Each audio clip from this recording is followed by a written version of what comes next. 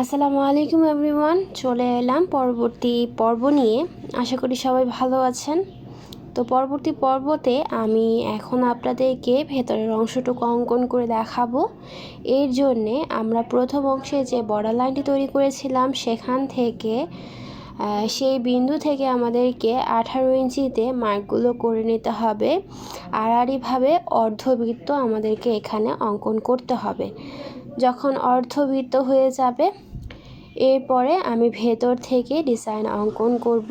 প্রথমে আমি বৃত্তটি মার্ক করে আপনাদেরকে দেখিয়ে দিলাম যে বিন্দু থেকে আমাদেরকে ইঞ্চি টেপটা ধরে এরপরে অর্ধবৃত্ত তৈরি করে নিতে হবে। এই বৃত্তটি প্রায় বড় একটি বৃত্তের 4 ভাগের 1 ভাগ হবে। তো ঠিক এইভাবেই তৈরি করবেন। তো ভেতরের ডিজাইনটি খুবই ফ্রি হ্যান্ডে তৈরি করতে হবে, সেটি আমি দেখিয়ে দিচ্ছি যে কীভাবে তৈরি করতে হবে।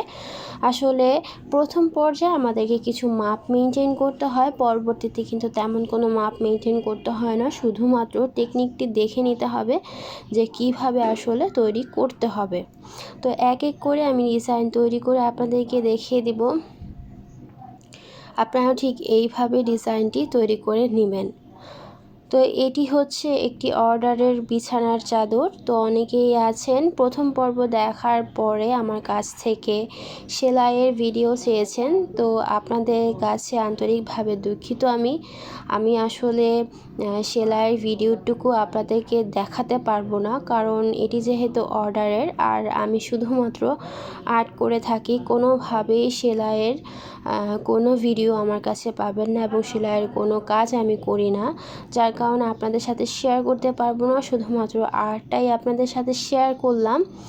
আর আপনারা বিভিন্ন ফেসবুক স্ক্রল করলে কিংবা ইউটিউবে সার্চ দিলে এ ধরনের অনেক যশোরী নকশি কাঁথার ডিজাইন আপনারা দেখতে পারবেন।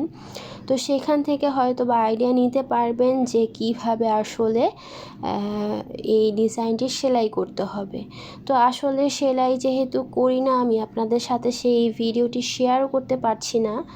তবে আমি যেহেতু অঙ্কনের কাজ করি, সেহেতু আপনাদেরকে অঙ্কন করে দেখিয়ে দিচ্ছি, যেন আপনাদের মাঝে যারা সেলাই জানেন কিংবা আর্ট জানেন না, তারা যেন দেখে বুঝে নিয়ে এরপরে নিজেরা তৈরি করে নিতে পারেন। আসলে অনেক ডিজাইন এমন আছে যেটা দেখলেও করা যায় না, সেটা একটু বুঝিয়ে বলে দেওয়া প্রয়োজন পড়ে, যার কারণে আজকের এই ডিজাইনটি আপনাদের সাথে শেয়ার করা। আমি সবসময় কাঁথা ডিজাইনে আপনাদের সাথে শেয়ার করি, বেশি একটা চাদরের ডিজাইন শেয়ার করি না, যার কারণে আমি এখন চিন্তা করলাম যে এইটি যেহেতু একটি কাজ আমার কাছে এসেছে, সেহেতু আপনাদের সাথে শেয়ার করাই যায়। যার কারণে আপনাদের সাথে শেয়ার করে দিচ্ছি, যেন আমার পাশাপাশি আপনারাও কিছু শিখতে পারেন এবং আপনাদের কিছুটা হেল্প হয় এই ভিডিওটি দেখে। যদি আপনাদের কাছে ভালো লেগে থাকে তাহলে অবশ্যই লাইক করে দিবেন, কমেন্ট করে আপনারা আপনাদের মতামতগুলো জানাবেন, বন্ধুদের সাথে শেয়ার করতে ভুলবেন না। আর যদি নতুন হয়ে থাকেন তাহলে অবশ্যই আমার চ্যানেলটিকে সাবস্ক্রাইব করে পাশে থাকা বেল আইকনটি ক্লিক করে দিবেন। আর যারা অলরেডি করেছেন তাদের সকলকে জানাচ্ছি অসংখ্য ধন্যবাদ। তো এক এক করে আসলে ডিজাইন তৈরি করে নিচ্ছি। এখানে কোনো মাপ মেনটেন করতে হবে না বিধায় আমি কোনো মাপ আপনাদের সাথে শেয়ার করতে পারছি না, তবে টেকনিকটি আমি দেখিয়ে দিয়েছি যে কোনটা কীভাবে তৈরি করে নিতে হবে। আর আপনাদের মাঝে অনেকেই আছেন যারা সেলাই জানেন, আর্ট জানেন না, তারা চাইলে আমার কাছ থেকে এ ধরনের বিছানার চাদর এবং নকশি কাঁথা ডিজাইন করা নিয়ে নিতে পারেন। তো সেই জন্যে আমি ডেসক্রিপশন বক্সে পেজের লিঙ্ক এবং হোয়াটসঅ্যাপ নাম্বার অ্যাড করে দিয়েছি।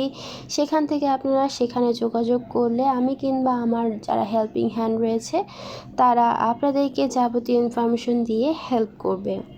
তো এখানে আমি কথা বলতে বলতে সম্পূর্ণ ডিজাইন তৈরি করে নিয়েছি। এই ডিজাইনটি কাঁথার 4 কোণার অংশটুকু থেকেই করে নিতে হবে। তো প্রথম পর্যায়ে আমরা মাছের বৃত্তটি কিভাবে ডিজাইন করতে হবে সেটি দেখিয়েছিলাম। আজকে আমি পরবর্তী ডিজাইনটি দেখিয়ে দিচ্ছি। মাছের যেই খালি অংশটুকু ছিল সেই খালি অংশটুকু আমাদেরকে কিভাবে ভরাট করে নিতে হবে। এখানে একটি কলসি তৈরি করতে হবে। তো কলসিটি তৈরি করার জন্য প্রথমে আমি পেন্সিল দিয়ে একটু বেস তৈরি করে নিয়েছি, যেন আপনাদের দেখানোর ক্ষেত্রে কোনো সমস্যা না হয়। আসলে যদি ভুল হয়ে যায় সেক্ষেত্রে অনেকেই আছেন যারা একটু বোঝেন না, যার কারণে আমি পেন্সিল দিয়ে শেপ তৈরি করে নিয়েছি। আপনারাও চাইলে শেপটি তৈরি করে নিতে পারেন, সেক্ষেত্রে আপনাদের জন্য সুবিধা হবে। কারণ সব সময় কিন্তু ফ্রি হ্যান্ডে তৈরি করতে গেলে কিছুটা অংশ কম বেশি ছোট বড় হয়ে যায়। তাই বলবো একটু শেপটুকু মেজারমেন্ট করে নেবেন, সেক্ষেত্রে ডিজাইন ভালো আসবে। তো এই কলসিটার আমি মেজারমেন্ট করে নিয়েছিলাম। তো এরপরে আমি ভিতরের অংশটুকু ডিজাইন করে দিচ্ছি।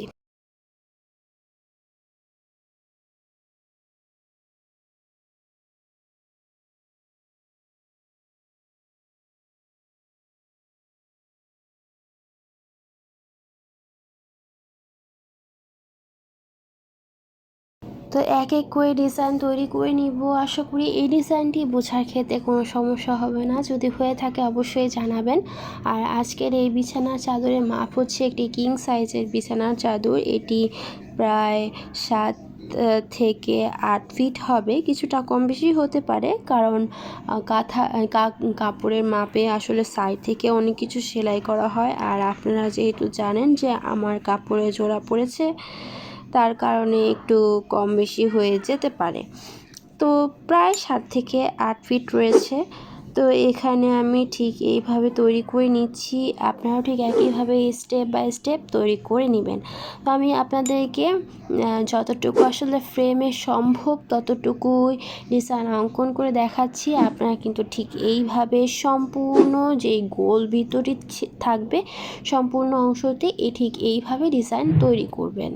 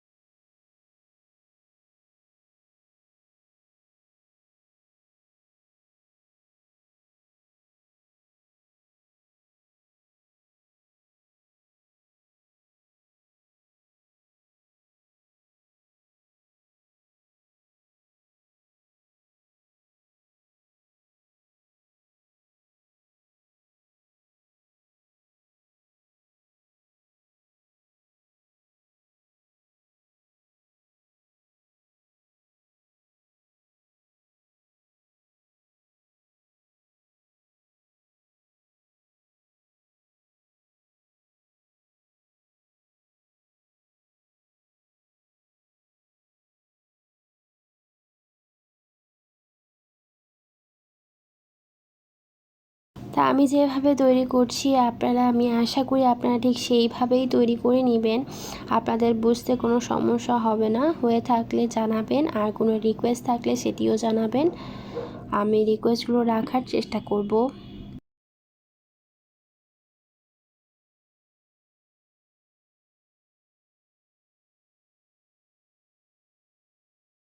তো প্রায় এইভাবেই সম্পূর্ণ বৃত্তের ডিজাইনটি তৈরি করে নিতে হবে। তো এইভাবে যখন তৈরি করা হয়ে যাবে তখন আপনাদেরকে এখন যে ডিজাইনটি দেখাবো সেটি একটি চিটিং করে দেখাবো। সেই চিটিংটি হচ্ছে প্রথম পর্যায়ে আমি বিছানার চাদরের জন্য বালিশের কভারের যেই অংশটুকু থাকে সেখানে আমি একটি ডিজাইন অঙ্কন করে নিয়েছিলাম। এই ডিজাইনটি সেম প্রথম পর্বে আমি যতটুকু বৃত্ত অঙ্কন করেছিলাম সেই 3টা লাইন এখানে অ্যাপ্লাই করেছি। এবার চিটিংটি হচ্ছে আমরা যেই কলসিটি অঙ্কন করেছিলাম এবং বর্ডার লাইন তৈরি করেছিলাম তার মাঝখানে কিছু অংশ খালি রয়েছে। তো এই খালি অংশতে আমরা যে এই যে বালিশের কভারের যে মাঝের অংশটুকু রয়েছে সেটি ডিজাইন করব। তো প্রতিবারে আমরা যদি ফ্রি হ্যান্ডে তৈরি করি সেক্ষেত্রে ভালো লাগবে না। তো আমাদের চাদরের কাপড়টা যেহেতু এক পার্ট আর বালিশের কভারটা যেহেতু তৈরি করা হয়ে গিয়েছে, তো সেটিকে যদি আমরা বিছানার চাদরের কাপড়ের নিচে বসিয়ে তৈরি করি, সেক্ষেত্রে কিন্তু খুব ইজিলি আপনারা এই কাজটি করে নিতে পারবেন। এক্ষেত্রে আপনাদেরকে কোনোভাবেই কিন্তু আবারও মাপ নিতে হবে না, এবং কোনটা ছোট কোনটা বড় হলো সেই ক্ষেত্রেও কোনো কিছু আসলে মাথায় রাখতে হবে না। যতটুকু ডিজাইন দেখা যাবে ঠিক ততটুকু ডিজাইনই আপনারা করে নেবেন। তো এবার আপনারা কভারে দেখতে পারবেন যে আরও একটি করে ফুল তৈরি করেছিলাম, সেই ফুলটির উপর থেকেও কিন্তু তৈরি করে নিচ্ছি। তো এইভাবে হয় কি, আমাদের কাজটা একটু তাড়াতাড়ি হবে, দ্রুত হবে, এবং সবগুলো ফুল সবগুলো শেপ আসলে ভালো হবে, এবং সম্পূর্ণ জায়গায় কিন্তু আমাদেরকে মানে দেখলে একটু ভালো লাগবে যে ফ্রি হ্যান্ডে হলেও সবগুলো অংশ কাছাকাছি এবং সবগুলো ফুলের পাতা শেপ সব ঠিক রয়েছে। তো আশা করি আজকের এই টিপসটি এবং ট্রিক্সটি আপনাদের কাছে ভালো লেগেছে। আসলে আমি কিন্তু প্রতিনিয়ত আপনাদের সাথে বিভিন্ন ধরনের টিপস অ্যান্ড ট্রিক্স শেয়ার করার চেষ্টা করি, তো আশা করি ভালো লাগবে। তো ঠিক আছে, তো এইভাবে আমরা তৈরি করে নিব। তো আপনারা দেখতে পারলেন যে মাছের অংশটুকু করে নিয়েছি। ঠিক এইভাবে বিছানার চাদরের চারপাশ থেকে আমাদেরকে করে নিতে হবে। আমি করে নিয়েছি, আপনাদের সুবিধার জন্য সম্পূর্ণ ডিজাইনটি দেখিয়ে দিচ্ছি। তো আপনারা দেখতে পাচ্ছেন এই যে হচ্ছে সম্পূর্ণ ডিজাইন তৈরি হয়ে গিয়েছে, প্রতিটি স্টেপ কিন্তু একইভাবেই ফলো করেছি। তো আশা করি আজকে ডিজাইনটি ভালো লেগেছে। আজকে তাহলে এখানেই বিদায় নিচ্ছি। সবাই ভালো থাকবেন, সুস্থ থাকবেন, সবাই সবার জন্য দোয়া করবেন। আল্লাহ হাফেজ।